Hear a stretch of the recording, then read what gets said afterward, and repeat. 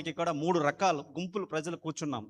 ఒక గుంపు వారెవరు అంటే వివాహము అయిపోయి కష్ట సుఖాలు అనుభవిస్తూ నడుస్తున్నటువంటి ఒక గుంపు ప్రజలు ఇక్కడ కూర్చుని ఉన్నారు. రెండవ గుంపు ఏమిటంటే జస్ట్ ఇప్పుడే పెళ్ళి అయిపోయింది, మ్యారేజ్ చేశారు పెద్దలు గురువులు, వివాహము అయిపోయి జస్ట్ ఇక్కడ కూర్చున్నటువంటి ఫ్రెష్ గ్రూప్ వారు కూర్చున్నారు. మూడవ గుంపు వారు ఎవరు అంటే ఆకాశ పల్లకల్లో ఆలోచిస్తూ నేనెప్పుడు కూర్చోవాలి ఇట్లా, నేనెప్పుడు ఈ విధముగా కూర్చుని నేను ఆలోచిస్తూ కూర్చోవాలి, లేకపోతే సిగ్గుతో కూర్చోవాలి, లేకపోతే తాళి కట్టించుకోవాలి అనేటువంటి ఆ యొక్క మూడవ గుంపు ప్రజలు ఇక్కడ కూర్చున్నారు. అంటే వివాహం అయిపోయిన వారు, జస్ట్ వివాహం అయిన వారు, వివాహము కాబోయేటువంటి వారు, 3 గుంపులు ఇక్కడ కూర్చున్నటువంటి ప్రజలు మనము చూస్తూ ఉన్నాము. ఏదేమైనప్పటికీ ఇంగ్లీష్లో ఒక సేయింగ్ ఒకటి ఉంది, marriage is a mystery but it has a history. Okay, marriage is a mystery but it has a history. ఈరోజు మరి పెండ్లి కుమారుడు పెండ్లి కుమార్తె ఇక్కడ కూర్చుని ఉన్నారు. వారు ఎక్కడెక్కడో పుట్టారు. అమ్మాయి గుంటూరు ప్రాంతం, మరి అబ్బాయి నివసిస్తున్నటువంటిది మరి ఖమ్మం ప్రాంతం. మరి వారిద్దరూ కలిసి మెలిసి ఎప్పుడు లేరు. ఈరోజు మాత్రమే వారు కలుసుకుని ఇక్కడ వివాహము చేసుకోవడానికి సిద్ధమయ్యి వివాహము చేసుకుని ఇక్కడ ఉన్నారు.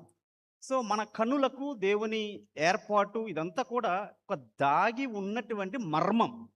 ఓకే, ఇది ఒక దాగి ఉన్నటువంటి మర్మము. కానీ దేవుడు, మనందరికీ తెలుసు, marriages are made in heaven. ఎవరికి ఎవరు కావాలి, ఎప్పుడు వివాహము కావాలి అనేటువంటిది ఆల్రెడీ దేవుడు చేయడానికి దేవాతి దేవుడు మరి ఏర్పాటు చేసి వారిద్దరిని జత చేసినటువంటి పరిస్థితి మనము చూస్తూ ఉన్నాం. సో దాగి ఉన్న మర్మం అయినప్పటికీ కూడా వారిద్దరూ ఎక్కడో పుట్టారు, ఎక్కడో పెరిగారు. ఈరోజు దేవుడు వారిని జత చేశారు. But it as a history. అంటే దానికంటూ వివాహానికి కూడా ఒక ఏమంటారు కథ, లేకపోతే జరిగినటువంటి సన్నివేశాలు బైబిల్ గ్రంథములో మనము స్పష్టంగా దైవ సేవకులు ఇప్పుడు మనకి వివరించి చెప్పిన పరిస్థితి మనము చూస్తూ ఉన్నాం. సో నరుడు ఒంటరిగా ఉండుట మంచిది కాదు అని దేవుడు ఏర్పాటు చేశాడు, ఆలోచించాడు. Marriage actually ఇన్స్టిట్యూటెడ్ by God. Okay, అది దేవుడు నిర్మించినటువంటిది, అది మానవుడు ఏర్పాటు చేసినటువంటిది కాదు. సో కొన్ని విషయాలు జస్ట్ నేను 3 విషయాలు చెప్పి నేను ముగిస్తాను. వివాహము దేవుని సృష్టి, అది మానవుని యొక్క పరిశోధన మాత్రము కాదు. ఏదో మానవుడు పరిశోధన చేసి ఇది వివాహము చేసినటువంటిది కాదు. ఇది ఆది కాలములో నుంచి మరి సేవకులు చెప్పినట్లుగా నరుడు ఒంటరిగా ఉండుట మంచిది కాదు అని గాఢ నిద్రను కలగ చేసి మరి ఆయనలో నుంచే తీసినటువంటిది, వధువుగా కూర్చున్నటువంటి ప్రణుతిని మనం చూస్తూ ఉన్నాం. మరి గాఢ నిద్ర కలగ చేశాడు, ఆయనలో నుంచే తీశాడు. ఇది మానవుని యొక్క ఎక్స్పెరిమెంట్ మాత్రము కాదు, ఇది దేవుని యొక్క సృష్టి అయి ఉన్నది. రెండవది, వివాహము దేవుని ఆజ్ఞ ప్రకారము అనుసరిస్తే ఆ కుటుంబము నిలకడగా ఉంటుందంట. ఓకే, వివాహ వ్యవస్థలో దేవుని యొక్క ఆజ్ఞ ప్రకారము, దేవుని యొక్క మాట ప్రకారము నడిస్తే, బైబిల్లో మనందరికీ తెలుసు, ఈ నా మాటల ప్రకారము చేయువాడు క్రీస్తు అనే బండ మీద తన గృహాన్ని కట్టుకుంటాడు. దేవుని మాటలంటే మనందరికి ఇష్టమే. దేవుని మాటలంటే మనందరికి ఇష్టమే, మనందరం చదువుతాం, దాన్ని ధ్యానిస్తాం. కానీ ఆ మాట ప్రకారం కొన్నిసార్లు నడవటం అనేటువంటిదే మన జీవితానికి కొన్నిసార్లు మన జీవితంలో కష్టం అనిపిస్తూ ఉంటుంది. ఆ మాటలు మనం పక్కన పెట్టేస్తాం. కానీ వివాహ జీవితంలో, వివాహ వ్యవస్థలో దేవుని ఆజ్ఞల ప్రకారం, దేవుని మాట ప్రకారము మనము నడిస్తే ఆ కుటుంబము ఎప్పటికీ కూడా నిలకడగా ఉంటుంది. ఎన్ని ఒడిదుడుకులు వచ్చినా, ఎన్ని కష్టాలు వచ్చినా, ఎన్ని ఆటుపోటులు వచ్చినా ఆ కుటుంబము క్రీస్తు అనే బండ మీద కట్టబడింది కాబట్టి ఆయన వాక్యము మీద కట్టబడినది కాబట్టి, ఆయన మాట మీద కట్టబడింది కాబట్టి, ఆయన ఆజ్ఞల మీద కట్టబడింది కాబట్టి, తప్పనిసరిగా ఆ కుటుంబము నిలకడగానే ముందుకు వెళుతది అనేటువంటి విషయాన్ని మనము గమనించాలి. రెండవది, వివాహము దేవుని యొక్క రూపకల్పన. The marriage actually design by God. Okay. So అందరం ఒకలాగా లేమండి ఇక్కడ. ఒక్కొక్కరు ఒక్కొక్కలాగా ఉన్నాము కదా. సో ఇప్పుడు ఇక్కడ కూర్చున్నటువంటి గురువులందరిలో నేను కొంచెం వ్యతిరేకంగా కనపడుతున్నాను మీకు కదా. ఎందుకంటే నేను హెడ్ గేర్ పెట్టాను. సో మిగతా గురువులు వారు హెడ్ గేర్ పెట్టలేదు, అంటే టోపీ. సో అది మా యొక్క చర్చ్ యొక్క రూపకల్పన, నేను చేసేటువంటి చర్చ్ యొక్క design. Same the way we design by God. మనందరము కూడా దేవుని చేత రూపకల్ప చేయబడి ఉన్నాము. ఈ రోజున ఇక్కడ కూర్చున్నటువంటి వరుడు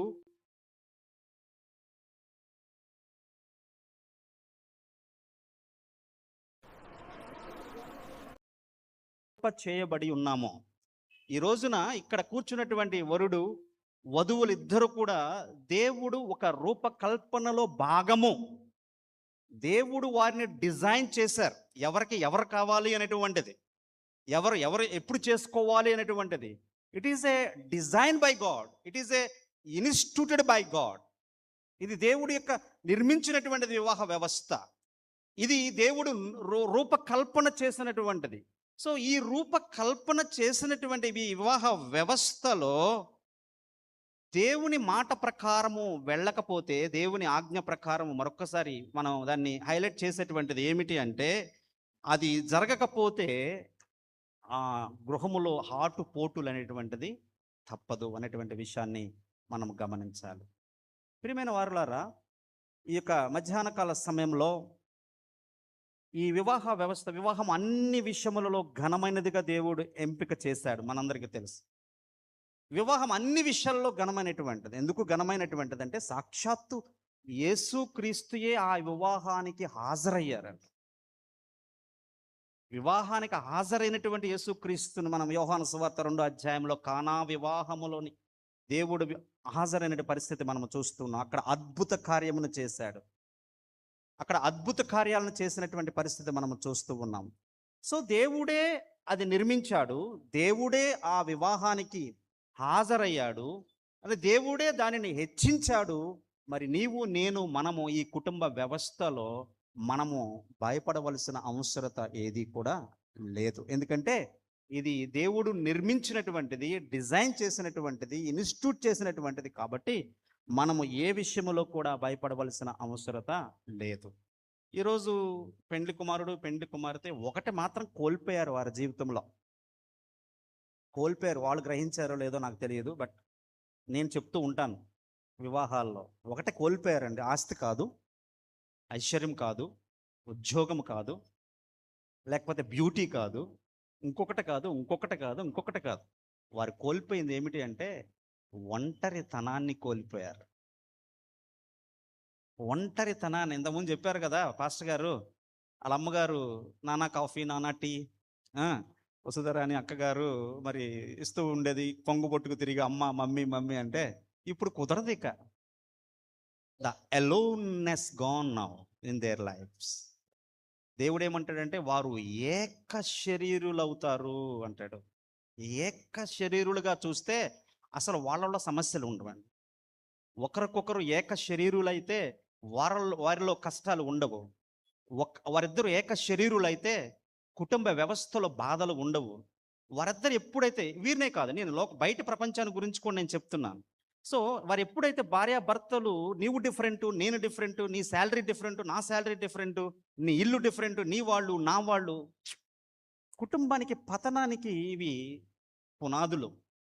నీ వాళ్ళు నా వాళ్ళు, నీ శాలరీ నా శాలరీ, నీ ఉద్యోగం నా ఉద్యోగం, నీ గది నా గది, లేకపోతే నీ దుప్పటి నా దుప్పటి, నీ ప్లేటు నా ప్లేటు, ఇవన్నీ మనము డిఫరెన్షియేట్ చేస్తే అక్కడే మనకి కుటుంబంలో సమస్యలు అనేటువంటిది ప్రారంభించబడతాయి. ఇవన్నీ కాదు. దేవుడు అంటాడు వారిద్దరూ ఏక శరీరులై తల్లిదండ్రులను విడిచిపెట్టాలి అని. అంటే చాలామంది అంటారు వివాహమైన వెంటనే తల్లిదండ్రులు విడిచిపెట్టేయాలనుకుంటారు. కాదు, తల్లిదండ్రులు విడిచిపెట్టమని దేవుడు చెప్పలేదు, కానీ నీ కుటుంబాన్ని నీవు కట్టుకోమని దేవుడు అది చెబుతున్నటువంటి ఒక సాదృశ్యం లాంటిదన్నమాట. నీ కుటుంబాన్ని నువ్వు ఏర్పాటు చేసుకోవాలి. చాలామంది వివాహమైన తర్వాత కూడా 10 సంవత్సరాలు, 11 సంవత్సరాలు, 20 సంవత్సరాలు తల్లిదండ్రుల దగ్గరే జీవిస్తూ ఉంటారు. అది ఎంత చూడ్డానికి ఎంత బాధాకరంగా ఉంటుంది అది.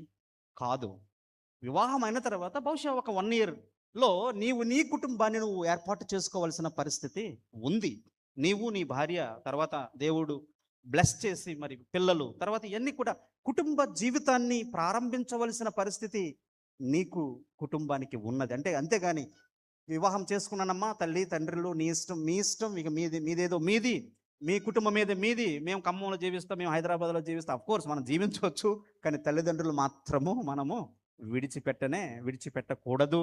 తల్లిదండ్రులు గౌరవించమని దేవుని యొక్క గ్రంథంలో లిఖించబడిన మాటలు మనందరికీ కూడా తెలుసు. తర్వాత వివాహానికి ఫౌండేషన్ అనేది చాలా ముఖ్యం, పునాది. వివాహము జోసెఫ్ గారికి కుమారుడు జోసెఫ్కి మరి అమ్మాయికి నేను చెప్పేది ఏమిటంటే, పునాది అనేది ఈ రోజు నుంచే ప్రారంభించబడింది మీ జీవితంలో. తొలి మెట్టు ఎప్పుడైతే గురువులు ఇక్కడ వివాహం చేశారో ఈ రోజునే మీ వివాహ కుటుంబ జీవితానికి పునాది మొదలయ్యింది, ఎప్పుడో కాదు. ఆ పునాదిలో ఒకటి తొలిమెట్టు దేవుని వాక్యము.